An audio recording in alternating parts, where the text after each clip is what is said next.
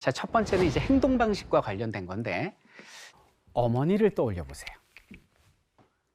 보통 이제 어머니를 생각하면 그 무조건적인 사랑, 어떤 사랑의 뭐 절대자 이런 얘기들을 많이 하는데 이 저자의 말에 따르면 어머니라는 존재가 자식에게 무한의 정을 베푸는 이유는 그런 숭고한 모성애가 아니라 어머니라는 이름의 색종 기계는 그렇게 프로그래밍이 돼 있는 거예요. 그리고 이제 일어나자마자 제가 뭘 하는지 아세요 혹시? 애기 다리부터 주물러줘요. 정말? 제가 다리를 왜 주물러줄까요? 길어지라고. 맞아요. 다리 길어지라고. 근데 이거 하면서도 그냥 본능적으로 했거든요. 근데 이 책을 보니까 제가 왜 그러는지에 답이 있더라고요. 그게. 왜냐하면 자신의 유전자가 자신의 아들한테 전송이 돼 있을 거 아니에요. 그죠? 다리가 길면 포식자를 만났을 때 도망가기가 좋다는 거죠. 생식세포를 나눠서 엄청나게 많은 손자를 나에게 안겨줄 것이다. 이렇게 표현하셨어요. 프로그래밍이 그렇게 됐다는 거예요, 성경적으로. 그래서 그렇게 행동했다는 거죠.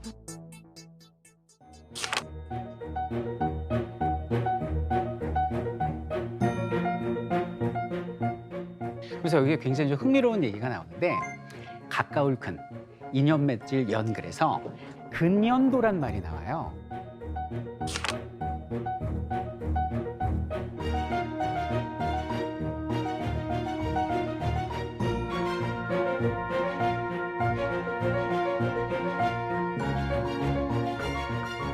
자, 그러면 제가 예를 들어볼게요. 형제 있으십니까? 저 혼자입니다. 이게 일부러 반대로 얘기한 게 아니라 없는 형제를 만들 정말 감독엔 어려운 조건을 받아주는데요. 자, 예를 들어서 형이 있다고 가정을 해봐요. 네. 내 자식이 이뻐요? 조카가 이뻐요? 내 자식이. 아, 이거는 부인할 수가 없잖아요. 네. 왜 내 자식이 이뻐요? 내 새끼니까요. 근데 이분은 그게 아니에요. 정확하게 내 유전자를 가지고 있을 확률이 낮아요. 근연도가 낮은 거예요. 그래서 저자는 뭐라고 얘기를 하냐면 8초는 지나가는 행인과 다를 바가 없다. 네, 이런 얘기를 하는 거죠. 그렇다면 여기는 유전자가 자기가 복제한 똑같은 유전자들이 다음 세상까지 쭉 전송되는 게 목표라면 우리는 최대한 자녀를 어떻게 해야 될까요? 많이 낳아야겠죠. 근데 문제는 뭐냐면 보통 그래요. 뭐 하나, 둘 이렇게들 생각하지 무작정 많이 낳지 않아요.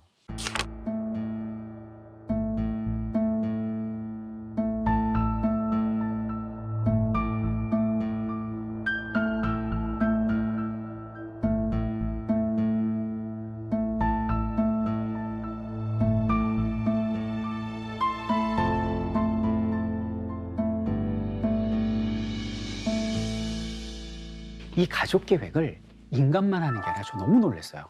동물도 하더라고요. 여기서 책에서 실험을 하는데 찌르레기 있죠. 막 시끄러운 찌르레기 무리의 그 소리를 녹음을 해. 그리고 이제 찌르레기 한두 마리가 찌르륵 찌르륵 하는 걸 녹음을 해.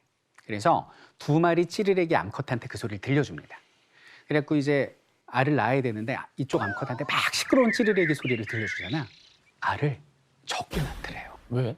왜냐하면 주변에 동료들이 많으니 먹이가 동나겠구나. 내가 어차피 알을 낳아야 이 유전자 기계를 양육할 만한 여건이 안 되는구나. 적게 낳아야지. 그래서 적게 낳더래, 알을. 근데 한두 마리 소리 찌르륵 찌르륵 하는 거를 계속 들려준 암컷은요, 알을 엄청 많이 낳더래요. 주변에 찌르레기가 얼마 없고 먹이가 풍성할 테니 내가 충분히 양육할 수 있으니 많이 낳아야지. 이렇더라는 거예요. 그래서 여기 있는 동물, 식물 모두가 나름대로 가족 계획을 하는 이유도 결국은 자신의 유전자를 제대로 전송해서 제대로 지키기 위함이다. 이런 내용을 다루고 있습니다.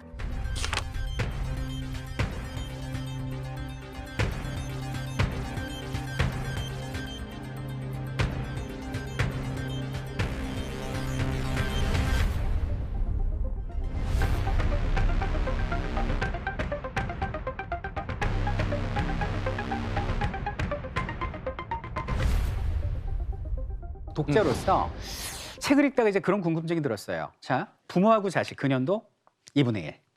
형제 근연도 2분의 1. 그런데 왜 부모는 자식한테 엄청나게 헌신하는데 형제끼리는 왜 그러지? 하고 나름 궁금했는데 거기에 대한 의문이 조금은 해소가 되더라고요. 예를 들면 이런 거였어요.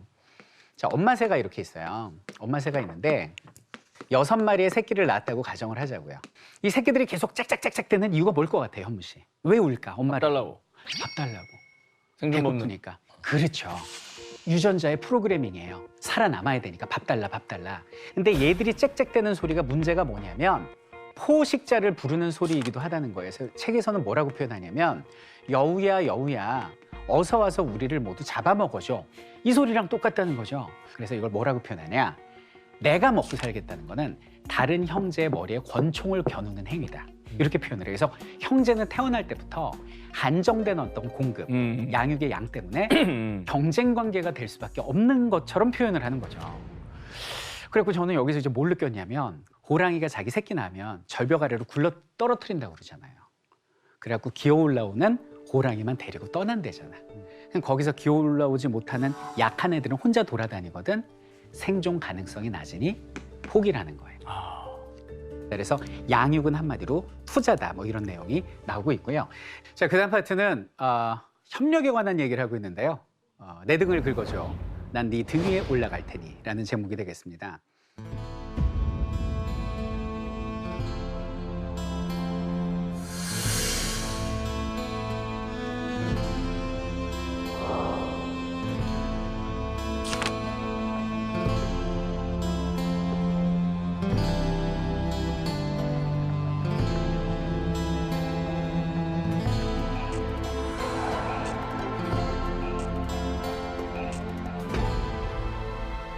근데 유전자는 그냥 하나예요. 다른 거 없어요. 그냥 살아남으면 돼요.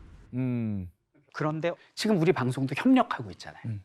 그럼 이 협력은 어떻게 설명할 거나 결국 이것도 이기적인 유전자의 프로그래밍이라는 거죠. 무슨 얘기냐면 대형 어류가 이렇게 있는데 막 작은 물고기들을 잡아먹거든요.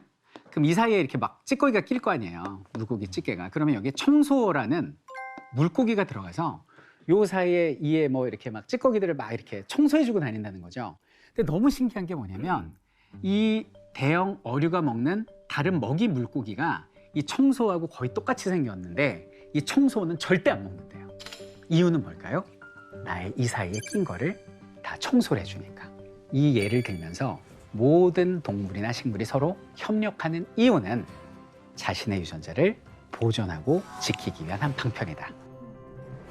그래서 여기 또 나오는 얘기가 뭐냐면 이런 질문이 있을 수도 있어요. 벌 같은 경우는 침을 쏘잖아요. 그럼 찌 뽑히면 죽는 거 알아요, 벌이? 내장이 같이 빠져나온대요. 그것도 이기적이라는 거죠. 일종의 본다면. 왜냐하면 이 벌이 자기 목숨을 버리면서도 달려드는 건 나와 같은 유전자를 가진 수많은 다른 개체들을 지키기 위한 이타심이라기보다는 이기심의 발로다라는 형태로 표현을 하고 있습니다. 근데 뭐 공감은 가는데 알겠는데 우리 인간 같은 경우는 여기에서 좀 벗어나는 경우가 좀 많은 것 같아요. 종교 지도자 보면 신부님, 스님 보면 결혼해요? 안 하죠. 나라를 위해서 목숨을 건 윤봉길, 이봉창 설명이 안 되는 거죠. 그래. 네. 그래서 등장하는 개념이 너무너무 중요한 개념인 밈입니다. 밈.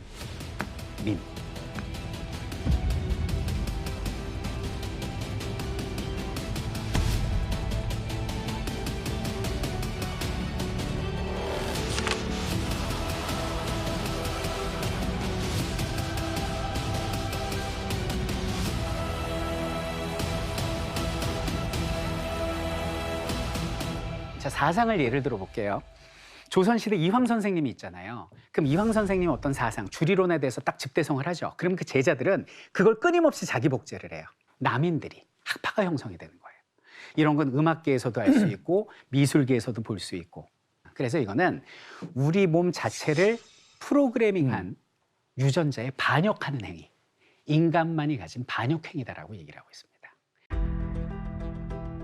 우리는 유전자의 기계로 만들어졌고 그리고 밈의 기계로서 자라났다. 그러나 우리에게는 우리의 창조자에 대항할 힘이 있다. 이 지구에서는 우리 인간만이 유일하게 이기적인 자기 복제자의 폭정에 반역할 수 있다라고 말하고 그 반역 행위가 바로 여기는 밈이다라고 이야기를 하고 있습니다.